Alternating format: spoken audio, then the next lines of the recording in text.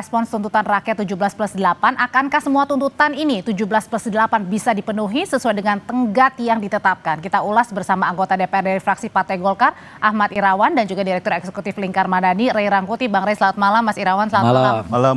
Malam, Mbak. Ya, Mas Irawan, saya mau tanya dulu. Salut ya sama teman-teman kita. Salut ya, oke. Dari tuntutan 17+8 ini sebenarnya yang sudah disuarakan oleh teman-teman pegiat media sosial di mana-mana. Apakah menurut Mas Irawan ini terlalu banyak tuntutannya 17+8? Saya kira tidak juga sebenarnya apa yang disampaikan oleh teman-teman tadi tersebut sebenarnya telah jelas, seperti misalnya disampaikan oleh Presiden terkait dengan dialog-dialog yang dilakukannya, kemudian berbagai pertemuannya dengan ketua umum partai politik, semuanya clear agar kemudian pemerintah, TNI, Polri, DPR untuk mendengar apa yang menjadi aspirasi publik gitu. Dan saya kira dari semua tuntutan ini banyak hal telah ditindaklanjuti oleh DPR, misalnya tunjangan dan lain sebagainya telah dilakukan pemotongan. Oke, tapi jadi semua udah jelas. Tadi kata pegiat sosial, teman-teman di sana juga mengatakan bahwa tidak hanya sekedar tunjangan aja, tetapi hal-hal lainnya juga dilakukan dong progresnya. Ya, gitu, Mas pimpinan DPR kan telah menyampaikan, dan sebenarnya tuntutan 17+8 tadi ini itu akan tuntutan mayoritas publik, dan telah direspon juga oleh pimpinan DPR bahwa DPR akan melakukan reformasi yang dipimpin langsung oleh Ibu Puan, dan itu semua saya kira telah ditindaklanjuti. Memang ada beberapa hal yang memang harus harus mengikuti peraturan perundang-undangan yang ada, seperti tadi termasuk RUU perampasan aset dan lain sebagainya. Itu harus dilakukan ada proses yang harus kita lewati. Oke, ada proses yang harus dilewati, Bang Ray, tapi ketika teman-teman di media sosial pegiat ini tidak hanya bersuara di media sosial, tetapi juga sampai berkirim surat ke DPR siang hari ini, apa yang ditangkapnya? Pertama ya, saya mengucapkan apresiasi kepada kawan-kawan, masih muda-muda ya, tapi idealismenya bagus gitu. Lalu mereka juga secara konstruktif menyusun rangkaian ide yang menurut mereka bukan ide mereka, ide yang mereka serap dari yang berkembang setidaknya dalam sebulan ini kan. Bahwa inilah ide-ide yang berserakan di tengah masyarakat, lalu mereka kompilasi menjadi 17+8 itu gitu ya. Nah, yang menarik bagi saya adalah kalau kita baca tuntutan 17+8 itu, plus 8 itu bobotnya justru di eksekutif tuh.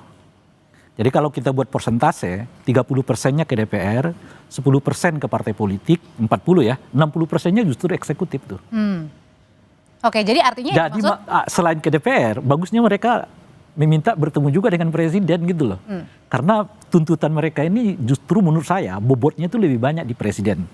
Kita belejetin satu-satu ya, supaya kelihatan mana yang kan mereka bilang tadi ini bukan satu institusi saja kan. Jadi eksekutif kena, legislatif termasuk kena. TNI dan juga Polri. Nah itu dia. Makanya nih sekarang misalnya TNI Polri jelas wilayah presiden kan. Kemudian ekonomi jelas wilayah presiden kan. Lalu investigasi independen jelas di bawah presiden gitu ya. Nah terus apa lagi nih?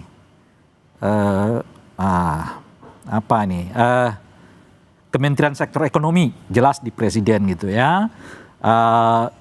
Kemudian perpajakan jadi lebih berat artinya adalah ke pemerintah begitu. Jadi kalau kita buat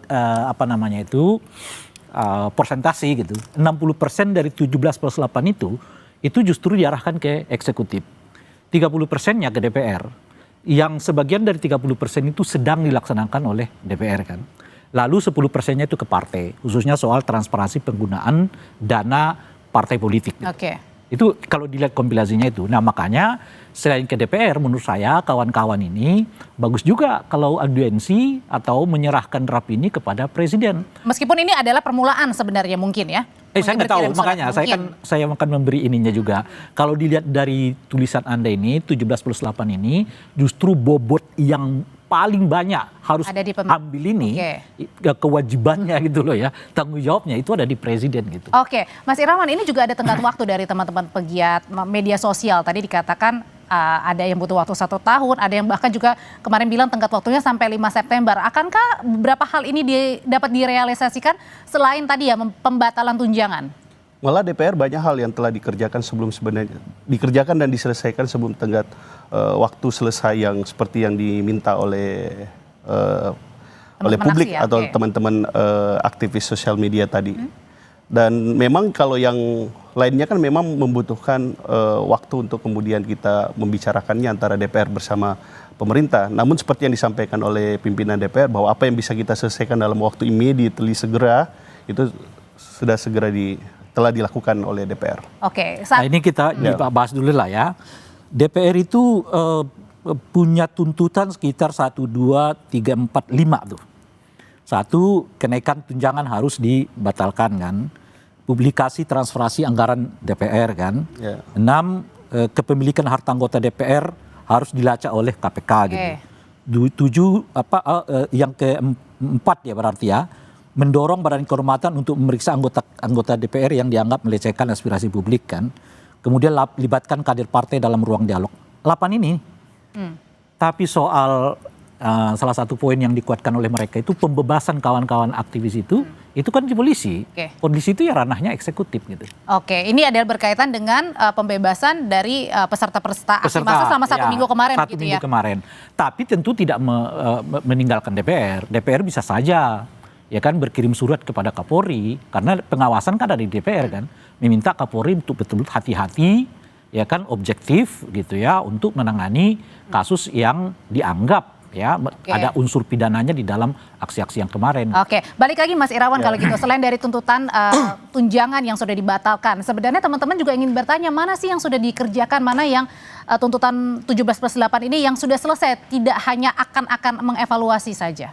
Ya sebenarnya itu sudah tidak masuk evaluasi tapi sudah dilaksanakan seperti tadi yang disampaikan Bang Rey. Termasuk juga yang sedang on progress seperti yang disampaikan oleh pimpinan DPR adalah bagaimana mengawasi proses penyelidikan yang ada di kepolisian, kaitannya mana yang memang benar-benar melakukan aksi demonstrasi murni dalam menyampaikan tuntutan publiknya, mana kemudian yang sedang diselidiki oleh polisi karena melakukan misalnya kekerasan, penjarahan dan lain sebagainya, termasuk proses yang transparan dan adil terhadap yang diduga melakukan makanya hari ini dilakukan rapat bersama rapat komisi 3 bersama dengan Polri, TNI.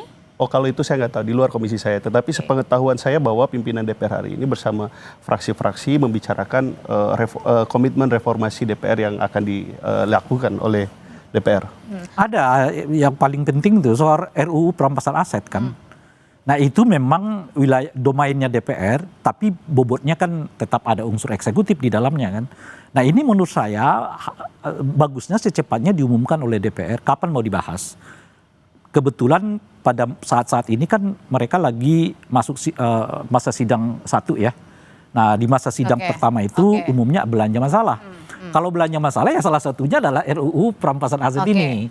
Tinggal nanti ditetapkan akan dibahas kapan ya kan. Bisa diselesaikan kapan? Dalam hitungan saya, April 2026 Undang-Undang Perampasan Aset udah bisa ditetapkan. Harusnya sudah bisa. Iya, kalau gitu pembahasan saya. Tapi saya juga menolak kalau pembahasan khususnya ya RUU Perampasan Aset itu dilakukan dengan sekejap mata. Tetap harus ada dalam konteks koridor pembahasan yang sehat. Oleh karena itu saya berharap nggak diambil alih oleh Balik.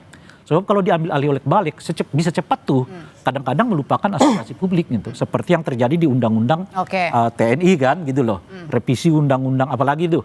Umumnya diselesaikan di Balik karena cepat sekali prosesnya. Termasuk yang disebutkan oleh kawan-kawan tadi tuh. Bagaimana DPR kok tiba-tiba mau memparipurnakan putusan Mahkamah Konstitusi yang notabene tanda kutip ya mengingatkan bahwa putusan MA itu nggak berlaku di pilkada tentang batas usia maksimal itu. Yang tahun lalu ya? Yang tahun lalu. Kan semalam karena melalui proses Balik gitu. Nah kita berharap nggak melalui proses Balik. Dia tetap harus dibahas sesuai dengan yang semestinya di mana partisipasi publik masuk sebanyak-banyaknya. Ini yang diinginkan partisipasi publik Mas Irawan. Dan tadi juga dari teman-teman ini meminta agar setiap progresnya ini disampaikan ke publik. Transparansinya disampaikan ke publik, dilibatkan juga publiknya.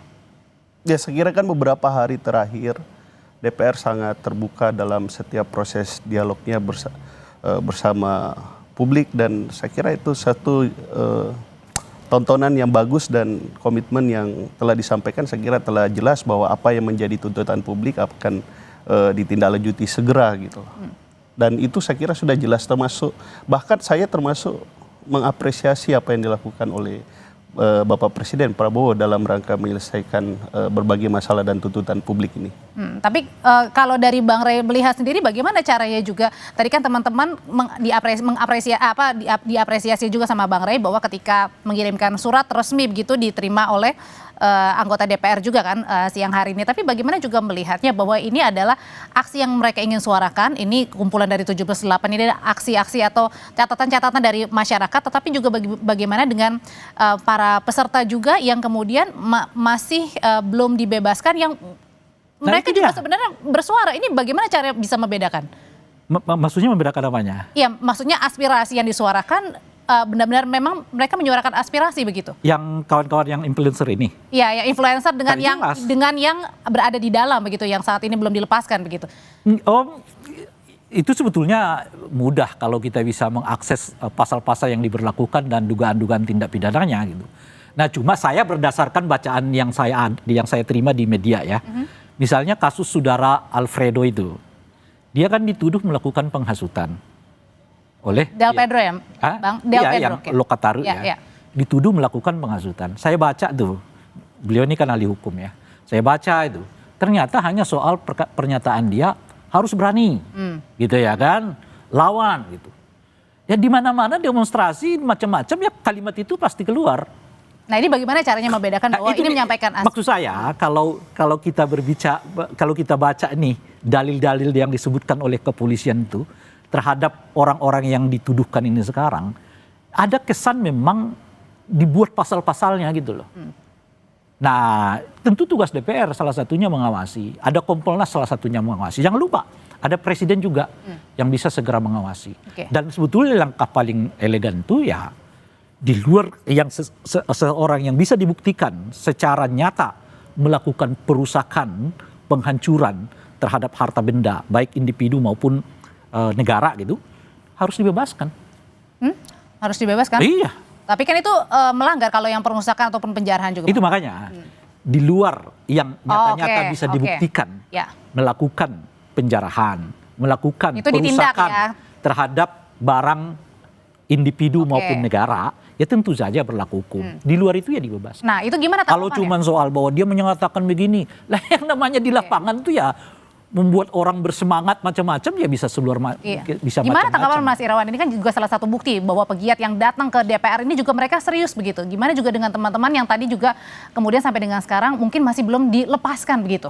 Ya makanya kan yang disampaikan oleh pimpinan DPR kemarin, nanti pimpinan DPR akan berkomunikasi bersama kepolisian untuk kemudian dilakukan pemilahan. Mana yang memang kemudian demonstran tersebut memang murni dalam rangka penyampaian aspirasi dan tuntutan. Mana memang yang kemudian motivasinya adalah memang hanya untuk melakukan kekerasan dan penjarahan yang tadi Pak Rey juga setuju bahwa itu harus kemudian dilakukan penindakan gitu. Nah kaitannya dengan proses terhadap demonstran ini tentu negara kan menghormati terkait dengan proses penyampaian aspirasi publik termasuk jaminan terhadap aksi demonstrasi. Tapi kemudian kan kita kan punya margin apresiasi terhadap hak asasi manusia penyampaian pendapat tersebut. Nah itulah kemudian kepolisian sedang melakukan penyelidikan terkait dengan dugaan tindak pidana yang dilakukan tersebut. Dan saya kira kita harus memberikan kesempatan kepada kepolisian untuk kemudian melakukan penyelidikan. Oke, nah tuntutan jangka pendeknya kan deadline-nya adalah besok 5 September. Kalau gitu apa yang sudah disiapkan DPR untuk kemudian juga mengambil aspirasi dan juga langsung konkret langkah nyatanya? Nanti ya Mas, kita jawab usai jeda yang berikut ini.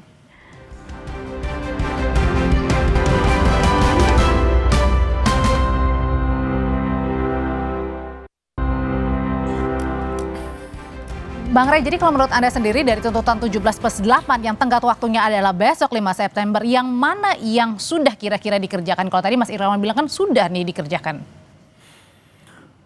Kalau soal sanksi lah ya, nah, kan sudah 3 orang yang sudah dinonaktifkan, meskipun kita nggak mengenal istilah. Ini berkaitan dengan ya, anggota DPR. Okay. Kemudian kalau soal tunjangan, ya kita harus lihat nanti di APBN 2026. Ini kan sekarang lagi pembahasan nih. Biasanya November akan ditetapkan untuk APBN 2026.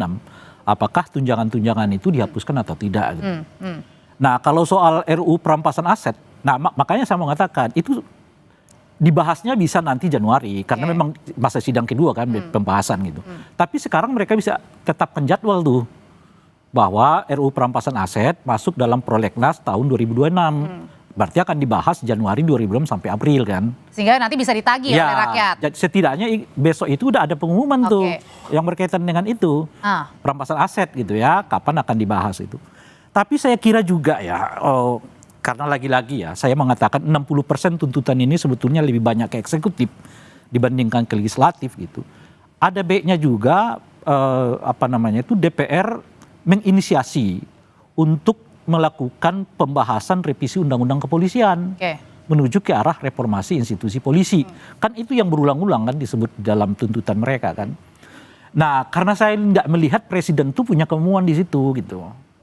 Dua kali presiden pidato tentang yang terjadi sejak 25 sampai tanggal 30 Agustus lah ya. 2 kali pidato itu nggak menyinggung sama sekali soal reformasi institusi polisi. Padahal 25 isunya DPR, 27, 28 isunya adalah reformasi institusi polisi. Kan 27, 28 itu kan orangnya sudah ke Polda Metro Jaya kan. Itulah makanya akhirnya juga memuat 17+8 itu akhirnya dirangkum dan kemudian digaungkan lagi begitu ya. Itu makanya gini loh, kalau kita baca nih pasca peristiwa penabrakan terhadap Afan itu, kan banyak sekali rilis-rilis publik kan dari berbagai tokoh ya, dari berbagai organisasi macam-macam tuh, yang poinnya poin samanya itu satu tuh, yaitu reformasi institusi polisi yang dimulai dengan mengganti Kapolri dan Kapolda Jaya gitu loh. Kapolda Metro Kapolda Metro Jaya. Nah itu sampai sekarang menurut saya nggak disinggung-singgung, nggak sentuh itu oleh presiden. Itu makanya ditanya juga sama makanya kalau menurut saya begini. Kalau sampai tanggal 5 itu yang berhubungan dengan wilayah eksekutif nggak disentuh, ya mereka berkirim surat lah baiknya kepada presiden. Tapi kalau dari sejauh ini yang dilihat kemarin pimpinan DPR sudah menerima perwakilan mahasiswa juga sudah bersuara di dalam gedung DPR. Hari ini pegiat media sosial juga diterima. Ini sebenarnya jawaban-jawaban DPR sekarang memuaskan publik atau masih belum? Enggak, kita itu sudah pada level nggak percaya pada kata-kata. Gitu. Karena kata-kata itu sekarang... Tapi kan tunjangan sudah dibatalkan. Makanya menurut saya konkret aja nih. Kami akan bahas RUU perampasan aset tanggal berapa. Masa sidang berapa, tahun berapa. Kan bisa ditetapkan tuh. Mintanya katanya tanggal konkretnya langsung. Iya makanya. Misal satu. Yang kedua soal penarikan tunjangan. Nanti coba diperlihatkan aja. Kita akan koreksi nih poin-poin ini yang masuk bagian dari tunjangan-tunjangan anggota. Berarti artinya mau detail sampai ke akar-akarnya, ke konkretnya, bukan hanya detail tapi konkret juga langsung. Saya mengatakan begini, Mas sekarang itu penjelasan macam-macam tuh dalam bentuk tindakan, bukan lagi dalam bentuk lisan. Kita tanyain ke Mas Irawan.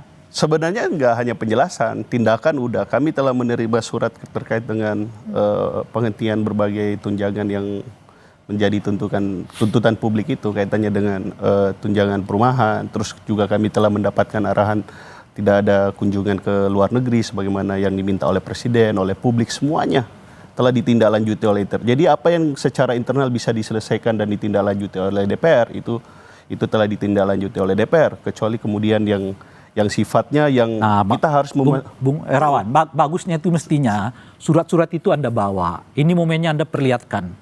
Ini surat pimpinan DPR yang meminta kami tidak melakukan itu. Nah itu katanya yang diminta katanya transparansi juga katanya Mas, gimana? Iya.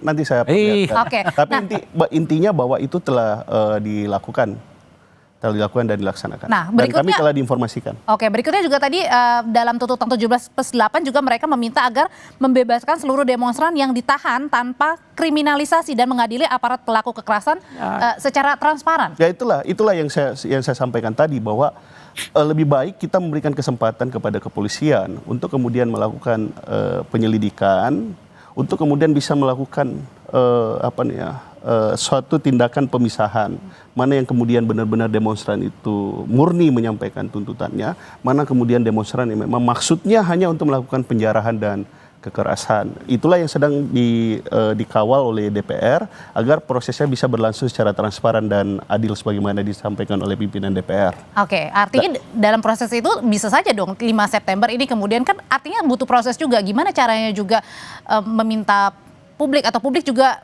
bersedia untuk menunggu, Bang Rey? Maksudnya gini, yang perlu kita ingatkan ya sebetulnya gitu. Ini ada dua tuh, sikap protes dengan aksi protes. Aksi protes ini bisa menurun. Mungkin orang nggak ke jalanan. Oke. Ya, itu aksi namanya. Tapi sikap protes itu tetap terpelihara. Nah, yang lupa elit-elit politik kita ini adalah melihat di lapangan tuh nggak ada aksi protesnya. Tapi mereka lupa bahwa sikap protes itu tetap ada di kepala banyak orang. Yang begitu peristiwa itu terjadi, nggak bisa terkendalikan. Itu aja kita ingatkan kepada elit ini. Jangan Anda melihat karena demonstrasinya udah berkurang. Jadi dianggap sudah selesai. Ya? Okay. Sikap protes itu ada di kepala orang. Kita bicara yang substantif deh ya. Apakah kesenjangannya udah Anda atasi? Apa reformasi institusi polisinya Anda sudah lakukan? Apakah pemberantasan korupsinya udah dilakukan dengan sungguh-sungguh? Nah, misalnya hari ini saya mengatakan di beberapa tempat. Coba kita hitung lagi nih, termasuk Bung Ahmad Herawan ya. Berapa koruptor yang sudah dipenjarakan oleh polisi? Oke. Tapi berapa aktivis yang dipenjarakan oleh polisi? Oke. Kadang-kadang nggak berbanding antara aktivis yang ditangkap oleh polisi dengan koruptor yang ditangkap oleh polisi. Nah, hal-hal yang kayak begini di memori orang, kalau yang berhubungan dengan presiden, kekuasaan, kayaknya lambat banget nih proses hukumnya gitu. Tapi kalau yang berhubungan dengan rakyat jelata kayak kita itu cepat banget. Ada orang yang sudah diputus 5 tahun yang lalu yang sampai sekarang. Oke, berarti artinya butuh. Itu yang saya maksudkan, jangan dianggap protes-protes kecil yang berserakan itu karena nggak muncul sebagai satu kesatuan, nggak punya bahaya. Sebab begitu yang menjadi satu kesatuan, peristiwa 27 terjadi 8. Dan semuanya kita menjadi linglung. Ya kan? Tiba-tiba muncullah pernyataan, ada makar, ada anarki. Orang udah hidup di abad 20, cara menangani demonstrasi masih di abad 19. Kira-kira gitu loh. Okay. Masih ada teori dalang, masih ada teori anarki, masih ada teori makar. Yang mungkin menurut Bang Rey itu juga tidak menjawab semuanya ya, keresahan. Anda bisa menjawab bayangkan. Sebenarnya? Enggak, jelas enggak. Alih-alih menjawab, yang ada itu adalah, saya udah mengatakan tadi, kita hidup ini udah di tahun 2025. Tapi cara polisi, cara presiden menghadapi kritik-kritik ini, itu masih seperti tahun 2000-an gitu loh, Bang. Oke. Selalu dimunculkan teori makar. Selalu yang ditonjolkan mereka menangkap aktivis-aktivis. Apakah hal ini juga menjadi catatan sendiri bagi DPR, Mas Irawan, bahwa apa yang dikerjakan dahulu-dahulu untuk menanganin para aksi pengunjuk rasa atau demonstran ini ternyata berbeda? Karena kan kaumnya sendiri berbeda sekarang ini. Anak-anak muda yang bersuara di media sosial dan akhirnya pada minggu lalu klimaksnya begitu. Ya, makanya sebenarnya tidak ada bahwa ini hanya sekedar jadi catatan. Ini sudah menjadi sikap dan pikiran DPR untuk kemudian melakukan reformasi seperti apa yang disampaikan oleh publik dalam berbagai aksi demonstrasinya. Jadi tidak ada seperti kata Bang Rey bahwa DPR misalnya meremehkan situasi, terus kemudian hanya penjelasan, tidak ada tindakan. Sebenarnya beberapa hari terakhir ini kan sebenarnya gambaran bentuk konkret dari apa yang sedang dilakukan oleh DPR, dan yang lain-lain kan memang membutuhkan waktu dan proses. Tapi kalau ada suatu tindakan yang bisa dilakukan oleh seketika, itu telah dilakukan oleh DPR gitu loh. Oke, tapi mungkin ini juga adalah bentuk akumulasi dari mereka yang menunggu setiap harinya perubahan-perubahan dan akhirnya pada saat minggu lalu pecah terjadi. Jadi ibaratnya mereka juga menagih kesabaran yang selama ini sudah mereka tunggu gitu, Mas Irawan. Ya itulah makanya kita udah sampaikan dan akan melakukan apa yang menjadi tuntutan publik gitu loh. Dan pimpinan DPR telah menjelaskan bahwa kami akan melakukan reformasi internal dan akan dipimpin oleh Ibu Puan bersama pimpinan DPR lainnya dan bersama pimpinan fraksi lainnya. Presiden jelas, pimpinan-pimpinan partai politik jelas, pimpinan DPR RI jelas bahwa DPR harus berbenah gitu. Terkait dengan tuntutan lainnya, insya Allah DPR akan mengawal seperti apa yang dalam waktu diinginkan oleh segera publik. mungkin berarti ya. Dalam waktu yang sesegera mungkin yang memang menjadi wilayah jangkauan DPR gitu lah. Kalau gitu terakhir Bang Rey singkat saja sambil menunggu apa yang kemudian juga harus diperlihatkan. Tadi kan sudah ada janji bahwa akan sesegera mungkin melakukan kerja-kerja yang menjadi tuntutan. Bagaimana juga publik harus merespon menunggu ini? Menunggu yang mana? Menunggu dari setiap 17+8 tuntutan itu. Pertama kan yang paling bisa lakukan sekarang tuh bebaskan segera orang-orang yang ditahan oleh kepolisian yang berdasarkan kritik. Oke. Ya. Yang kedua adalah sebagusnya Presiden menyatakan kepada publik bahwa ia akan memimpin reformasi institusi polisi yang ditandai dengan pergantian pucuk pimpinan di Kapolri maupun mungkin Polda Jaya. Gitu ya. Yang ketiga adalah membuat jadwal yang pasti tentang rencana pembahasan undang-undang perampasan aset. Kalau tiga ini dilakukan terang benderang macam-macam, saya kira publik melihat ada kemauan untuk melakukan pertumbuhan itu. Mungkin nggak akan menjawab semuanya, tapi kan setidaknya orang akan melihat kita sedang berjalan. Gitu loh kira-kira ya. Daripada Anda seringkali mengungkapkan ada makar, ada anarki, ya kan? Ada dalang gitu. Itu teori tahun 90-an.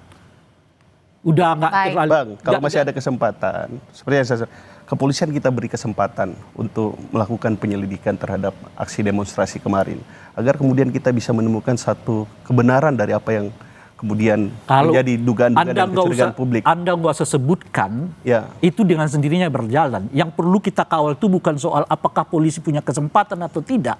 Yang perlu kita kawal itu jangan sampai polisi mengkriminalisasi orang. Itu yang kita perlu kawal. Ya makanya.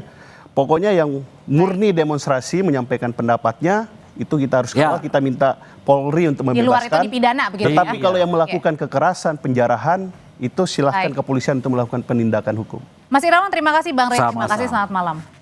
Saudara, usai jeda kami kembali dengan informasi dari Timnas Indonesia bakal